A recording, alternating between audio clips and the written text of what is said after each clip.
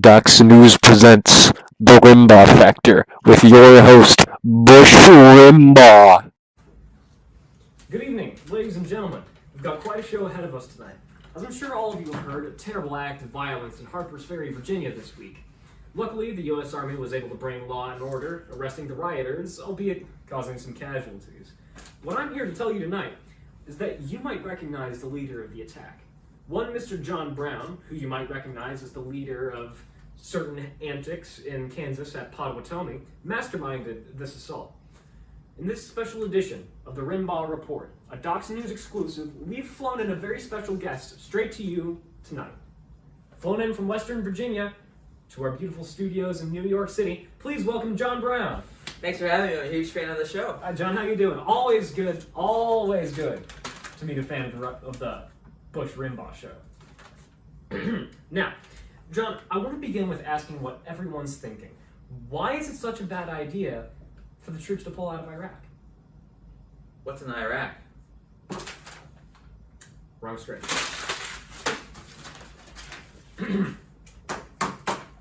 So, just to establish a baseline here, what were you thinking? What could have possibly spurred on a violent attack like this one? Well, Bush, that's a great question. To put it plainly, I'm on a mission from God. I was put on this earth destined to put an end to slavery, and I will not rest a single day until every slaveholder is buried 6 feet under the ground, and black men and women are free, citizens like you and me. So you decided to take over an army depot as a symbolic call to arms for all the slaves in the South to rise up against their masters. Am I understanding this correctly? No. You've got it all wrong. My militia and I were planning a full-fledged campaign on the southern states. This was our opening move. We were going to use the guns from Harper's Ferry and continue on the warpath through the South, maiming and murdering anyone in our way. Now, that's not to say this wasn't symbolic. In fact, we were anticipating a surge of recruits to be moved by our attack and join us on our way. But we were probably a little bit optimistic there on that end, and, well, the rest is history. Okay, John, I want to run this through from the very beginning. You obviously took this gambit very seriously. What were preparations for you and your team like? Well, this summer, me and my men held up in a farmhouse just over the Potomac in Maryland. We spent about 3 months planning the attack and waiting for more recruits to join our cause. Mm-hmm. And how many men did you have with you that night? We had about 22 on that night, some freed slaves, some white men, some even my own sons. And it was a pretty diverse group, really, but from my point of view, the numbers really aren't what's important. So, what is important to you about this, then? Well, Bush, I'm glad you asked. The most important thing to me is the bloody massacre we were going to inflict on the South until slavery was gone. The murder is really the focus for me. So, would you say that you enjoy the violence, then? Not exactly. I just want to act upon the will of God. So then the will of God is maiming, torture, and slaughter. In the service of ending slavery, I wholeheartedly believe that to be true. Fascinating stuff, John. Now, here would have been a word from our sponsor, Bynum's Slave Market, but the network executive and PA offset are gesturing for me to keep the show going, so I guess some intern isn't getting paid today. Now, John, I have to ask the only logical question here. Who was bankrolling this operation? Revolutions aren't cheap, and correct me if I'm wrong, but you haven't had a steady job and source of income in almost 20 years now. Is that correct? So, where did the money come from? Well, Bush, that's another great question. I had the privilege and honor of making some very influential friends in Boston, fellow abolitionists like myself. As I prefer to keep them anonymous, I'd just like to refer to them as the Secret Six. Mm-hmm. John, my viewers came here for hard-hitting facts, not wishy-washy half-answers. This isn't the Eckelbrink-Liovich show. Come on, John, cough up the names. Now, Bush, I ain't no snitch. Well, I guess that's not going to be a problem then, because I have their names right here.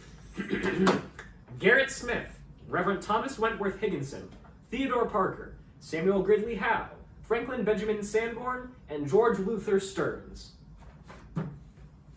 Bush, why would you do that? I specifically asked you not to do that. It's called Docs News for a reason, son. Now, John, walk me through the beginning of the raid itself. How did that start?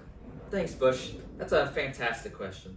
So on the midnight of the evening, Sunday the 16th, in the year of our Lord, October 1859, We crossed the bridge into Harper's Ferry and took control of the guardhouse there. Once we secured that, we went through the town and rounded up hostages, mostly slaveholders, and about 60 of them, I'd say. And nobody sounded the alarm. Well, me and my men are extremely professional, so we made relatively little noise. But we did have one problem, though. When we commandeered the train station, the fellow in charge there would not cooperate with us, so we had to convince him, in other ways. So let me get this straight. You killed an innocent civilian.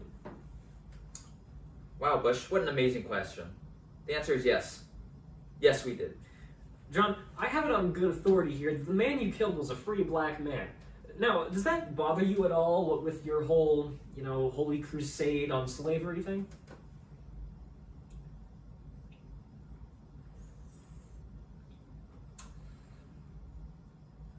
We'll be right back after these messages. Don't go anywhere. Stay tuned for more hard-hitting reporting from the evening news with Bush Rimbaugh.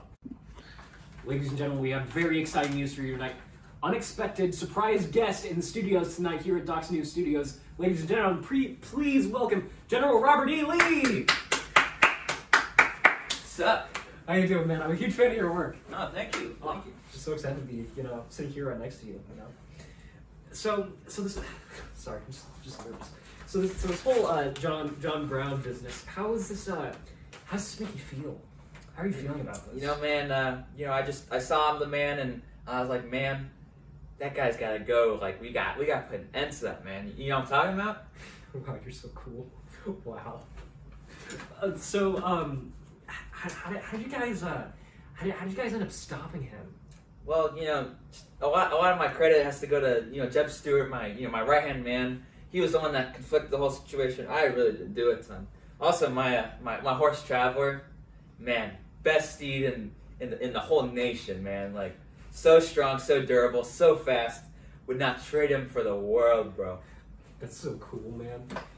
Oh man, I'm just really excited to have you here. So like this whole like slavery topic, this argument that the nation has been having. Do you think this is significant? Do you think it's gonna like blow over? Like, how does this make you feel? What's your take on it? Nah, man, I just try not to pay attention to it, man. Like that just ruins your vibe, bro. So, like, why even care about it, man? So cool. Well, thanks for joining me on the show. It's a real honor. Robert E. Lee, ladies and gentlemen. Ladies and gentlemen, welcome back to Beating Around the Bush with your host, Bush Rimbaugh, joined by my very special guest, Mr. John Brown. So, John, where did things really go south for you and the boys? Well, we had a bit of difficulty when the residents of the town started firing at us. That was a bit inconvenient, I'd say. But I still don't know why they do that. Anyway, they forced us into the engine house at the train station, so we barricaded ourselves in, created some murder holes and barred the door shut and all that. Mm-hmm. And how long were you in there? Good question, Bush. We were there till the morning of the 18th, trading shots with the townfolk and such.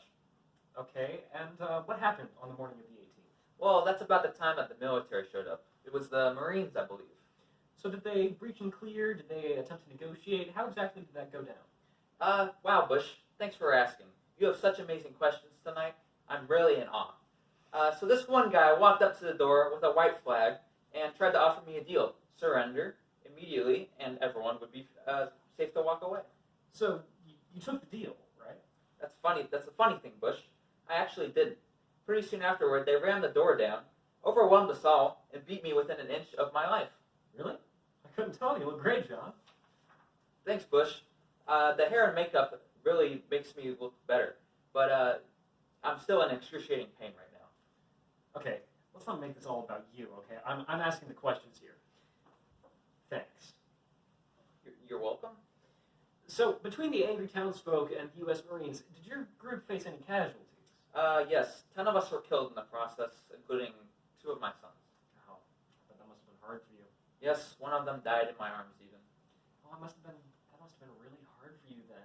Your own son bleeding out in your arms, you could have prevented it. It's really your fault he's there in the first place. I bet that's really difficult for you, Isn't that crazy?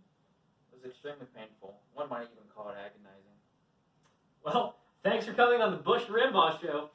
John, Thanks a bunch. You'll do wonders for ratings. Hey, it was my pleasure, Bush. An absolute honor.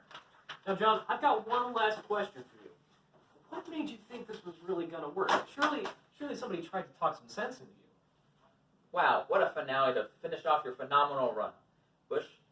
Some tried to convince me that my ideas were impractical or needlessly violent, but I simply turned the other cheek and followed the will of God. In fact, a good friend of mine, Frederick Douglass, almost joined me, but felt that it would only taint the abolitionist cause and turn the nation against it. Oh, your friend too. You know, he was on the show just the other month. What a classic episode. So I suppose, as an extension of that, do you think that this failed attack will have any significance, or do you think that all of this slavery argument is going to blow over in the next year? You know, I think it's kind of hard to predict, but what I can say is that in these uncertain times, it's very important that we pay attention to this 1860 election. I have a feeling it will be at least somewhat important. Fascinating stuff, John. Really. Hold on one second. I'm getting a telegram. Yellow. This is Bush Rimbaugh. Yes, of the Good Morning New England with Bush Rimbaugh show fame. Why, I have him right here. You caught him just as he was about to leave. It's for you, John. Hello? Nice to speak to you as well, Your Honor. The verdicts came in. The death penalty? Well, alrighty then. I'll see you Tuesday. Have a good one. Say hi to the kids for me. Okay. Bye-bye. Well, Bush, I guess it was all for nothing. I'm sure I won't become a martyr for the anti-slavery movement, fuel the flames of interstate hatred, or even be impetus for the massive national fratricide after all. Well, I should get going. Thanks again for having me on the show tonight. No problem. You know, I wouldn't miss that hanging for the world, John. I'm really excited to go. Anyway, folks, that's all for tonight. Thanks for tuning in to the Bush Rimbaugh Show. Sorry, the talk news show starring Bush Rimbaugh that has always had the same name. Tune in tomorrow to get an exclusive interview with yours truly and Republican presidential candidate and projected winner of the 1860 election, William H. Seward. Thanks for tuning in, folks.